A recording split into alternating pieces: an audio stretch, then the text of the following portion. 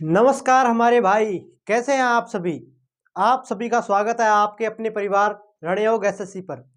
जैसे कि आप सभी को पता है, हम वो कैब को लेकर इतना सीरियस है कि हम चाहते हैं जो हम पढ़ाए वही वो कैब आए एग्जाम के अंदर। तो मैं आपको कराने जा रहा हूँ जो अभी रिसेंट एग्जाम एसएससी के हुए हैं 2025 के अंदर।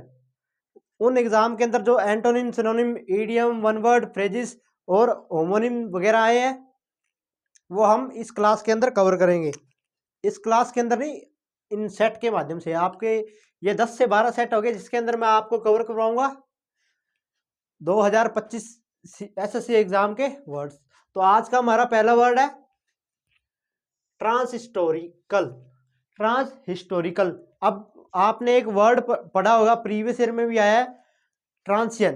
ट्रांसियन होता है क्षणिक, यानी कि बहुत ही कम समय का, टाइमलेस। तो ऐसे हिस्ट्री, ऐसा समय जिसका कोई टाइम नहीं हो, फिक्स समय नहीं हो। जैसे महादेव का जन्म कब हुआ था, भगवान श्री राम का जन्म कब हुआ था, आपको कोई सन पता है उसका? नहीं। तो वो क्या होगी, ट्रांस हिस्टोरिकल, यानी कि हैपनिंग है, घटना है, वो क्या होगी, टाइमलेस होगी। तो transhistorical, historical, timeless. Second word है cogent. Cogent, COGENT, cogent. Cogent का मीनिंग होता है क्लियर, परसुएसिव। ये जो मैं आपको करवा रहा हूँ, ये इसके जो ऑप्शन आए थे एग्जाम के अंदर उनके ही वर्ड है, ऑप्शन ही, सेम ऑप्शन ही है। बस इनके सिनोनिम एक क्लास के अंदर करेंगे, एंटोनिम एक क्लास के अंदर करेंगे। तो कोजेंट, कोजेंट वर्ड है, इसका मतलब क्लियर और परसुएसिव। क्लियर यानी साफ, परसुएसिव किसी को राजी करना, साफ साफ बोलकर सच बोलना, परसुएसिव। थर्ड वर्ड है हमारा प्रोपेटिक। प्रोपेटिक क्या होता है? प्रोपेटिक होता है प्रिडिक्टेटिव, यानी कि प्रेडिकेटिव है, यानी कि जो प्रिडिक्ट है, पहले से घटना पक्की है। जैसे वो एस्ट्रोलॉगर ऐप वगैरह होते हैं, वो आपका क्या बताते हैं, फ्यूचर। तो उससे से आप याद कर सकते हो। प्रोपेटिक यानी कि प्रेडिकेटिक। प्रोपेटिक, प्रो का मतलब होता है पहले, यानी कि पहले से ही वो क्या है, फिक्स है कि ये चीज होगी होगी। तो प्रोपेटिक, प्रो यानी पहले से, और पे से आप फिर याद कर सकते हो, पहले से जो चीज पहले से निर्धारित है, प्रिडिक्ट की गई है, वो होगी प्रेडिकेटिव। अगला वर्ड है इंटीग्रिटी। इंटीग्रिटी क्या होता है? आपका जो चरित्र होता है, किस प्रकार का है, आप बेईमान हो या अच्छे व्यक्तित्व वाले आदमी हो, तो वो होती है आपकी इंटीग्रिटी। क्या होती है इंटीग्रिटी? यानी कि प्रोबिटी, ऑनेस्टी। ऑनेस्टी, ऑनेस्टी क्या होती है? ऑनेस्टी यानी कि जो आपकी ईमानदारी है, वो आपकी इंटीग्रिटी होती है। आपने सुना होगा, तुम मेरी इंटीग्रिटी पर शक कर रहे हो, यानी कि मेरी ऑनेस्टी है जो, मेरी प्रोबिटी है जो, उस पर तुम शक कर रहे हो। तो इंटीग्रिटी सिनोनिम है प्रोबिटी, ऑनेस्टी। इंटीग्रिटी सिनोनिम है प्रोबिटी, ऑनेस्टी। हमारा अगला वर्ड है ड्रेड। ड्रेड के अंदर ही डर है। ड्रेड के अंदर जो वर्ड है ड्रेड, उसके अंदर ही हमें डर का हिंदी का मीनिंग आ रहा है थोड़ा सा। तो ड्रेड यानी कि डर, डर से संबंधित होता है। Fearful, fearful, dread, fearful. डर क्यों रहा है? अरे ड्रेड, अरे ड्रेड, डर, ड्रेड, डर, ड्रेड, डर, ड्रेड यानी कि डर, डर क्यों रहा है, यानी कि फियरफुल। अगला वर्ड है हमारा मिथोपोइक। मिथोपोइक क्या होता है? मिथ से आप याद कर सकते हो, मिथ यानी कि कोई ऐसी मिथ है, ऐसी कोई जो घटना है जो मन अपने से की गई है, मन गढ़ंत है, वो मिथ है। यानी एक रियल बात नहीं है, वो एक इमेजिनरी बात है, वो होगी मिथोपोइक। यानी कि मिथ मेकिंग, मिथ बनाना, जो चीज प्रूफ नहीं हो गई, यानी कि जो चीज प्रूफ नहीं हुई है, आप उसका क्या कर रहे हो, मिथ बना रहे हो, इमेजिनरी आप लाइफ में जी रहे हो, तो वो मिथ मेकिंग, मिथोपोइक। अगला वर्ड है हमारा एग्जिस्टेंटियल। एग्जिस्टेंटियल यानी कि जो एग्जिस्ट करती है। एग्जिस्ट क्या करती है?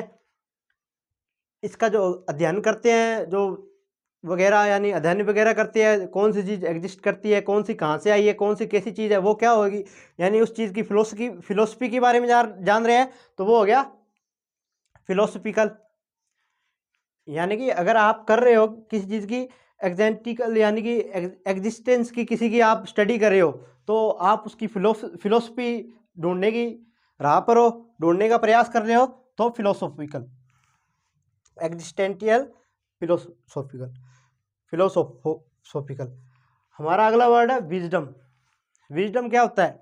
फ्रीडम नहीं, विजडम, विजडम, WISDOM, विजडम। ये स्पेलिंग याद कर लेना, पेपर के अंदर जरूर आएगी। विजडम यानी कि नॉलेज, नॉलेज। जैसे इसका सिनोनिम एक वाइज भी होता है, वाइज यानी बुद्धिमान, स्कॉलरली भी होता है यानी कि जो विद्वान आदमी होता है। तो विजडम, नॉलेज, विजडम, नॉलेज। अरे यार तुझे तो इस चीज़ की बहुत विजडम नॉलेज है, पता है सुपरफ्लुअस है, विजडम और नॉलेज एक साथ नहीं आ सकते, पर याद करने के लिए कर सकते हो विजडम, नॉलेज। तो विजडम का सिनोनिम हो गया नॉलेज। अब अगला वर्ड है ग्लिप। ग्लिप से एक और वर्ड है ग्लाइएबल। वो क्या होता है? एक सीधा साधा व्यक्ति होता है जो झूठ नहीं बोलता है, साफ साफ बात करता है, वो होता है ग्लिप, ग्लाइएबल। तो उससे निकला है आर्टिकुलेट। आर्टिकुलेट यानी कि सत्य है, यानी ट्रुथ, जो क्लियर बोलता हो, आर्टिकुलेट करता हो, जो सच सच बोलता हो। किसी ने पूछा तू लेट क्यों हो गया, आज आई तू क्यों लेट, यानी कि उसने सही सही बता दिया, यानी मेरे बाइक का टायर पंचर हो गया था, स्कूटी का टायर पंचर हो गया था। तो आर्टिकुलेट, इसे आप क्लियर भी बोल सकते हो। आर्टिकुलेट, आर्टिकुलेट, क्लियर, ल्यूसिड, बहुत सारे इसके हैं। ग्लिब, एक तो ग्लिब व्यक्ति होता है, एक ग्लिब होता है क्लियरली, यानी जो क्लैरिटी के रूप में, उसके सेंस में आया था एग्जाम के अंदर ये। अगला हमारा वर्ड है फिक्शनल। फिक्शनल क्या होती है? जैसे आपने फिक्शनल मूवी देखी होगी, उसके अंदर क्या रियल वर्ड होते हैं। जैसे आपने आयरन मैन देखा है, क्या वो सच में ऐसी लड़ाई करता है, इतनी बिल्डिंग करती है? नहीं, वो क्या है, एक ओनली इमेजिनरी एक फिल्म बनाई गई है, तो फिक्शन फिल्म है वो, फिक्शनल फिल्म है। इमेजिन करके एक चीज़ को उस फिल्म के जरिए आपको बताया गया है, तो फिक्शनल यानी कि इमेजिनरी, इमेजिनरी फिक्शन। अगला वर्ड है बेलिकोज।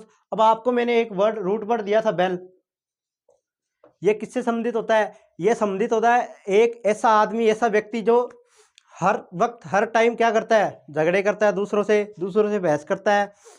अगर आपको कहीं भी बेल रूट वर्ड दिख जाए, उसका मतलब होता है कि हमें वो वर्ड क्या बताना चाहता है, कि इसका मीनिंग है झगड़ालू टाइप के रूप में। तो बेलिकोज यानी कि वारलाइक।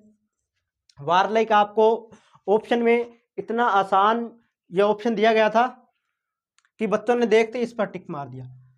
तो बेलिकोज, वारलाइक। इसके सिनोनिम होते हैं रिबेलियस, रिबेल, रिबेलियस। आज का हमारा अगला वर्ड है क्विक्जोटिक। अब ये डिफरेंट वर्ड आया था पेपर के अंदर, बच्चे फंस गए। तो क्विक्जोटिक होता है जो आइडियलिस्टिक आदमी होता है, जिसे हम अपना आइडियल मानते हैं। तो एक्जोटिक यानी कि केमिकल, जो करिश्मा करता है, केमिकल रिएक्शन, केमिकल। तो वो क्या होता है? केमिकल रिएक्शन कौन करते हैं? साइंटिस्ट। साइंटिस्ट को जो साइंटिस्ट बनना चाहते हैं वो क्या मानते हैं? वो मानते हैं आइडल अपना। तो उससे आप याद कर सकते हो क्विजोटिक। क्विजोटिक यानी कि केमेरियल और आइडियलिस्टिक। हमारा अगला वर्ड है परनीशियस।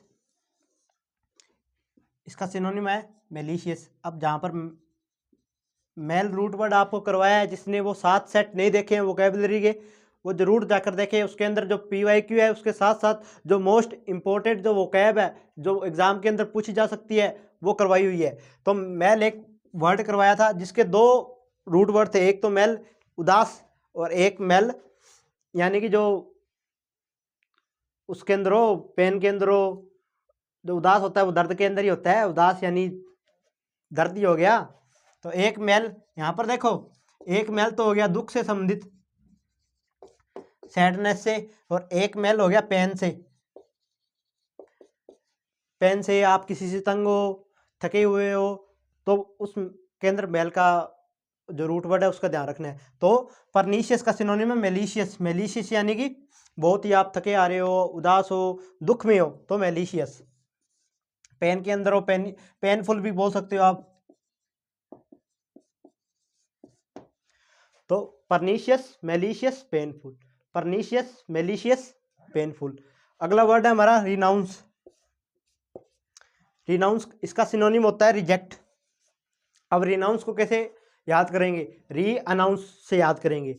यानी कि एक जो स्क्रिप्ट थी आपको दी गई, आपने पहले उसे अनाउंस कर दिया, फिर उसे आपने रिजेक्ट करके री अनाउंस की दूसरी स्क्रिप्ट, तो उससे आप याद कर सकते हो। री अनाउंस यानी कि रिजेक्ट करना किसी चीज़ को, किसी और चीज़ को अपना लेना और पहले वाली चीज़ को रिजेक्ट करना, रिनाउंस। अब अगला वर्ड है हमारा गैरुलस। इसका मीनिंग होता है जो ज़्यादा बोलता है, बिना मतलब का बोलता रहता है, यानी कि लोकेशियस। तो गैरुलस, वह आपने रील नहीं देखी कामियों गर, तो गर गर गर गर वो फालतू का ही बोलता जाता है, तो उससे आप याद कर सकते हो गर, गैरुलिशियस, गैरुलिशियस, गैरुलियस, गैरुलियस, गर, गैरुलिशियस, यानी कि लोकेशियस जो ज़्यादा बोलता है, टाकेटिव होता है। और इसका एंटोनिम क्या आ जाएगा? एंटोनिम जैसे शाही हो गया, शर्मिला, नाइब हो गया। नाइब तो नौसिखिया होता है, लेकिन वो भी अगर ऑप्शन के अंदर हो और उन तीनों के अंदर से कोई ऑप्शन नहीं है तो आप नाइब को भी टिक कर सकते हो। तो गैरुलस यानी कि जो बातूनी व्यक्ति होता है, गैरुलस लोकेशियस। इसको आप कैसे याद करोगे? लोकेश तो घर घर करके बात करता है, बातों को घुमाता है, साफ साफ नहीं बताता, बहुत ही बोलता है। तो लोकेश क्या करता है?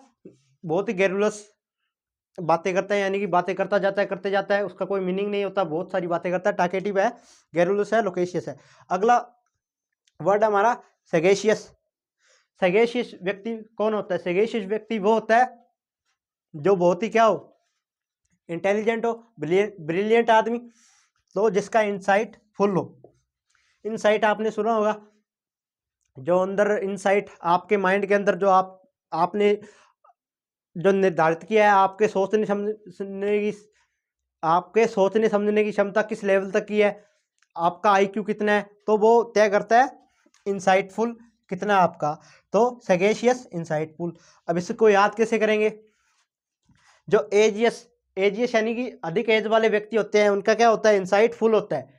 तो अधिक एज वाले व्यक्ति का इंसाइट क्या होता है? फुल होता है। तो सगेशियस, एज, एजियस, एस को हटा दो तो एजियस बन गया। तो एजियस वाले व्यक्ति क्या होते हैं? बहुत ब्रिलियंट होते हैं, उनका इंसाइट फुल होता है। हमारा अगला वर्ड है मिराज। ये बहुत ही मस्त वर्ड है, मिराज। मिराज का मतलब होता है फैंटेसी। फैंटेसी यानी कि काल्पनिक बोल सकते हो आप, यानी कि एक छलावा टाइप। जैसे हमारे यहाँ पर एक गुटखा मिलता है मिराज, तो लोगों को लगता है मिराज खाकर हम मज़े में आ जाएंगे, लेकिन वो क्या है? एक छलावा है, फैंटेसी है। तो मिराज खाने से, मिराज यानी कि फैंटेसी, छलावा कोई, तो मिराज खाने से कुछ नहीं होता, बस कैंसर होता है, जबड़े खराब होते हैं आपके। तो मिराज नहीं खाने चाहिए, बहुत ही बुरी चीज़ होती है, एक गुटखा होता है मिराज। तो मिराज खाने से कई लोगों को लगता है कि हमें आनंद आएगा, लेकिन उनको नहीं पता कि वो फैंटेसी में, यानी कि छलावे के अंदर है, उनको पता नहीं इसका क्या जो प्रभाव, दुष्प्रभाव होगा। हमारा अगला वर्ड है ओराकुलर। ओराकुलर यानी कि जो व्यक्ति होता है सच सच नहीं बोलता है, बातों को छुपा कर रखता है, तो वो हो गया ओराकुलर। ओराकुलर यानी कि अनकैनी। कैनी होता है जो सच बोलता है, और अनकैनी हो गया जो सच नहीं बोलता है, साफ साफ नहीं बताता है, क्लियरली नहीं बताता है। तो ओराकुलर सिनोनिम हो गया uncanny, unclear. Uncanny, unclear. Unclear तो आपको पता है, अनकैनी यानी कि जो साफ साफ नहीं बोलता। और आर्केन, ये वर्ड वेरी इंपॉर्टेंट है। आर्केन, ARCANE, आर्केन यानी कि गुप्त। गुप्त होता है, सीक्रेटली कोई चीज होती है, आपको साफ साफ कोई बताता नहीं है, वो क्या होता है? आर्केन पर्सन हो सकता है, आर्केन डिटेल हो सकती है, आर्केन इंफॉर्मेशन हो सकती है। तो ये वर्ड आपको याद रखना है। तो ओराकुलर, अनकैनी, अनक्लियर, आर्केन। हमारा अगला वर्ड है वेरासिटी। वेरासिटी क्या होता है? वेरासिटी होता है, यहाँ पर आपको कराया है ना इंटीग्रिटी, ये रहा। इसकी स्पेलिंग आपको साफ नहीं दिख रही होगी, मैं बोल देता हूँ, नोट कर लीजिएगा। INTEGRITY। इंटीग्रिटी क्या होता है? जो आपकी ईमानदारी होती है, आपका जो चरित्र होता है। वैसे ही एक शब्द है वेरासिटी, जो आपकी सच्चाई बोलने की सच्चाई बोलते हो, जो आपकी ऑनेस्टी होती है। तो ये एक दूसरे के क्या होते हैं? वेरासिटी और इंटीग्रिटी एक दूसरे के सिनोनिम होते हैं। तो वेरासिटी यानी कि ऑनेस्टली और ट्रुथफुलनेस यानी कि सच्चाई, इसे आप याद कर सकते हो। इनर वेट, इनर वेट, अब इनर वेट कैसे याद करोगे? इनर वेट का मतलब होता है बहुत ही डिप्रेस, दुख के अंदर, उदास। तो इनर वेट कैसे याद करोगे? तो इनर वेट यानी कि अब जब जो कोई व्यक्ति पतला है और एक व्यक्ति मोटा है, मोटे के तो क्या है आउटर वेट है, ऐसा है वो, और पतले व्यक्ति क्या है इनर वेट एकदम सुकड़ा सा है। तो वेट इन गया यानी कि अंदर गया, उसका जो मास है वो अंदर गया। तो वो क्या कर रहा, क्या हो गया, उसे दुख हो गया, एग्जॉस्ट हो गया, डिप्रेशन में चला गया, यानी कि उसका वेट इन हो गया, यानी कि वो इसका वेट इन हो गया तो बहुत ज़्यादा पतला हो गया। दूसरा उसके जो मजाक उड़ाते हैं तो इनर वेट हो गया। इनर वेट होने के कारण वो क्या हो गया? एग्जॉस्ट हो गया, यानी कि थक गया, अपनी बेइज्जती सुन सुनकर डिप्रेस हो गया। हमारा अगला वर्ड है प्रोफ्यूज। ये आपको बहुत अच्छे से उन प्लेलिस्ट के अंदर जो एक क्लास है, पता नहीं थर्ड क्लास है, फोर्थ क्लास है, उसके अंदर क्या है प्रोफ्यूज होता है, यानी कि बहुत ज़्यादा मात्रा में। अब इसको कैसे याद करेंगे? आपका जो प्रॉफिट हुआ था उसका आपने टैक्स नहीं दिया और फुल उसका यूज कर लिया, प्रोफ्यूज। तो आपके घर क्या है? आई, कोप आई, किसकी? इनकम टैक्स की कोप आई। उसने क्या देखा? आपके घर अबंडेंट पे पैसे हैं, यानी कि बहुत सारे हैं। तो आपने क्या किया? उनको थोड़ा मेज के नीचे से सिस्टम बिठाने की कोशिश की, लेकिन उन्होंने क्या किया? उल्टा आपके ऊपर पेनल्टी लगा दी, पेनल्टीफुल। उसके पेनल्टी लगाने के पहले उन्होंने क्या की? जो डीप इन्वेस्टिगेशन की उन्होंने, तो प्रॉफिट का यूज कर लिया ज़्यादा, प्रोफ्यूज। कोप आई उनके घर, कोपियस, और अबंडेंट में क्या मिले? पैसे, तो उन पर लगा दी पेनल्टी। और वह कौन सी स्टडी करके आए थे उस केस के बारे में? Deep study. इससे आप याद कर सकते हो।